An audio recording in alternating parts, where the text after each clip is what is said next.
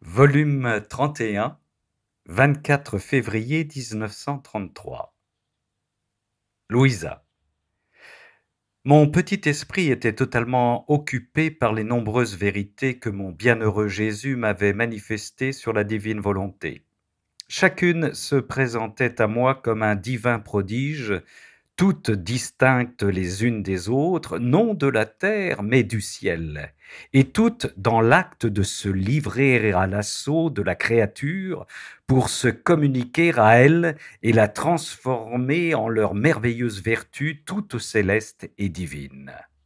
En même temps, poursuit Louisa, je me disais, ce sont des vérités divines et célestes, aimables, pénétrantes, remplies de lumière et de sainteté, et en qui ne se trouve pas même l'ombre de ce qui est humain. Pourtant, il en est encore qui, en lisant ces vérités, auraient des doutes et de la difficulté. Et tu le sais, ô Jésus, car tu sais tout. Je me sentais tout opprimé et je soupirais après mon doux Jésus pour lui dire ma peine, conclut Louisa. Et lui, me surprenant, me dit « Ma bonne fille, ne t'afflige pas à cause de cela.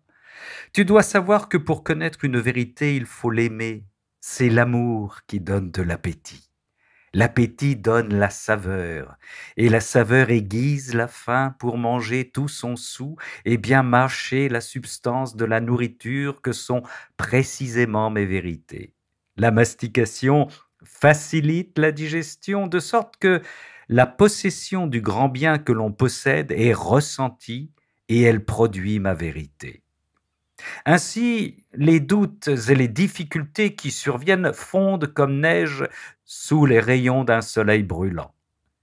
Mais si ces vérités ont à peine fleuri et n'ont pas été consommées par une profonde étude, et avec un amour qui génère l'appétit, pourquoi s'étonner qu'il se lève des doutes et des difficultés? Oh, au lieu de juger ces vérités, il aurait été préférable de dire « Cette nourriture n'est pas pour nous, nous n'avons pas la volonté de la manger. » Mais il est bien connu que mes vérités trouvent place dans les cœurs simples, plutôt que chez les savants. Cela s'est passé dans ma rédemption. À ma grande tristesse, aucun des sages et des intelligents ne m'a suivi. Mais les pauvres, les ignorants et les cœurs simples sont venus. Tu dois savoir que mes vérités sont des semences que moi, céleste fermier, je continue à semer dans les âmes, et si je sème, je suis certain de récolter les fruits. Souvent, il m'arrive d'être comme le pauvre semeur qui jette sa semence sur la terre et faute d'humidité, la terre n'est pas capable de consommer la semence pour l'absorber et la convertir en sol pour faire sortir la substance de la semence qu'elle a absorbée et produire 10, 20 ou 100 fois plus. D'autres fois, par manque de pluie, la terre s'est durcie et elle ne trouve pas la substance et la vie que renferme la semence. Et le pauvre fermier doit avoir de la patience s'il veut recevoir la récolte de ses semailles. En ayant répandu la semence, il a déjà fait quelque chose et il garde espoir. Qui sait? La pluie pourrait donner l'humidité à la terre qui, possédant la substance de la semence, ferait sortir ce que le fermier a planté. Ou, en rendant la terre moins dure, pourrait la stimuler et lui donner le moyen de reproduire la semence. Ainsi, bien que la terre ne produise pas immédiatement la multiplicité de la semence qu'elle a reçue, le temps, les circonstances et la pluie peuvent produire une abondante récolte à laquelle le semeur ne s'attendait pas. Or, si le fermier, malgré toutes les difficultés de la terre, peut espérer recevoir une abondante récolte, moi, céleste fermier, je pourrais bien plus encore, après avoir semé tant de semences de célestes vérités dans les profondeurs de ton âme, emplir le monde entier de ce que je récolterai. Veux-tu croire qu'à cause des doutes et des difficultés de quelques-uns qui sont comme une terre sans humidité, durcie et desséchée, je n'aurai pas une abondante récolte? Ma fille, tu te trompes. Les temps, les gens et les circonstances vont changer et ce qui semble noir aujourd'hui pourrait paraître blanc demain, parce que bien souvent les choses sont vues selon les dispositions dans lesquelles on se trouve et en fonction de la vision à court ou à long terme que possède l'intellect. Pauvres créatures, elles sont bien à plaindre. Mais tout est dans le fait que j'ai déjà semé. La chose la plus importante, la plus substantielle et la plus intéressante était de manifester ma vérité. Si j'ai fait mon travail, la chose principale est déjà en acte. J'ai trouvé ta terre où déposer la semence, le reste suivra. Les doutes, les difficultés et les souffrances auront la même utilité que le bois et le feu pour le fermier qui prépare la récolte qu'il a engrangée pour en faire sa nourriture. De la même manière, ces doutes, ces difficultés, ces souffrances nous sont utiles à toi et à moi comme des soleils qui font mûrir mes semences dans leur cœur, pas seulement avec des paroles, mais comme le bois et le feu qui, avec le sacrifice de sa propre vie, préparera et convertira cette récolte en le plus doux des aliments pour en nourrir les créatures. Ma fille, lorsque je suis venu sur la terre, si j'avais tenu compte de ce qui se disait sur moi et des contradictions aux vérités que je manifestais, je n'aurais ni formé ma rédemption, ni manifesté mon évangile. Et pourtant, ceux qui étudiaient les Écritures et enseignaient la religion au peuple étaient de la classe noble et parmi les plus savants. Je les ai laissés parler. Avec amour et invincible patience, j'ai supporté leurs continuelles contradictions et les souffrances qu'ils me causaient, et cela m'a servi de bois pour me brûler et me consumer sur la croix par amour pour eux et pour tous. Aujourd'hui encore, si je voulais faire attention à ce qui s'est dit sur les vérités de ma divine volonté, j'aurais voulu mettre fin aux manifestations et aux desseins que je veux accomplir en les manifestant.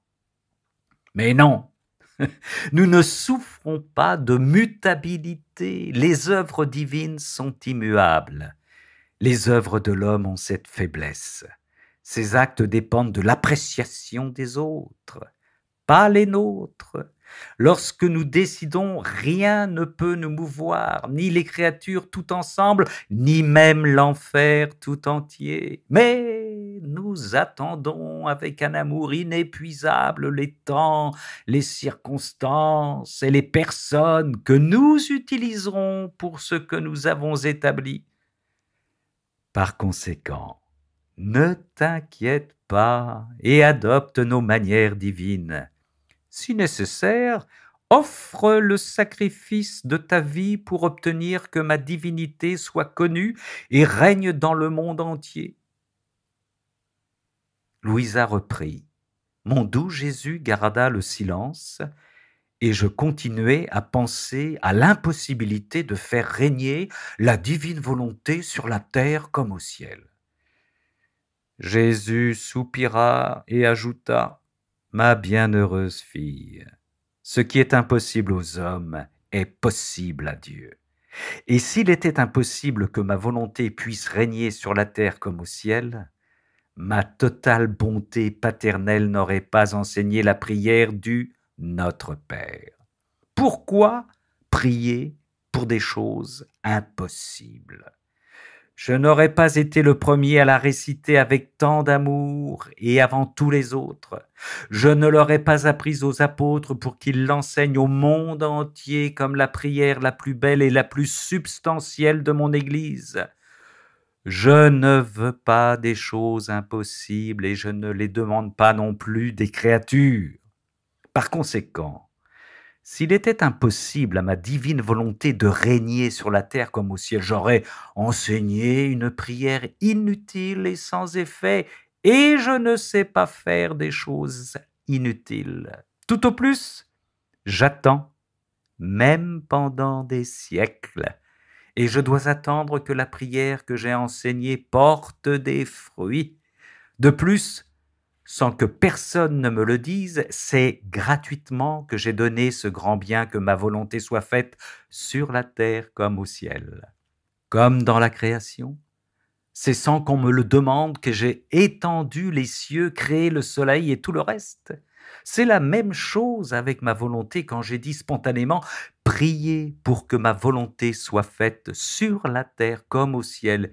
Et lorsqu'il est dit spontanément priez pour que cela arrive sans que personne ne me le demande, cela signifie que dans mon omniscience, j'ai d'abord considéré toute chose et bien réfléchi à toute chose. Par conséquent, lorsque j'ai vu que cela était possible, j'ai décidé d'enseigner le Notre Père, voulant que la volonté humaine s'unisse à la nôtre pour demander avec ardeur que notre volonté règne sur la terre comme au ciel.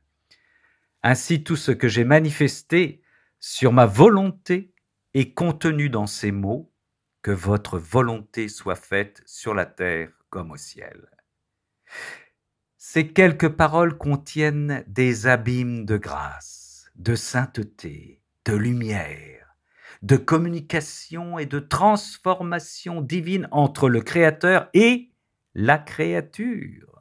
Ma fille, c'est cela le don que moi, ton Jésus, j'ai fait aux générations humaines en accomplissement de ma rédemption. Mon amour n'était pas encore satisfait. Mes souffrances ne m'apportaient pas pleine satisfaction. Je voulais donner et donner encore.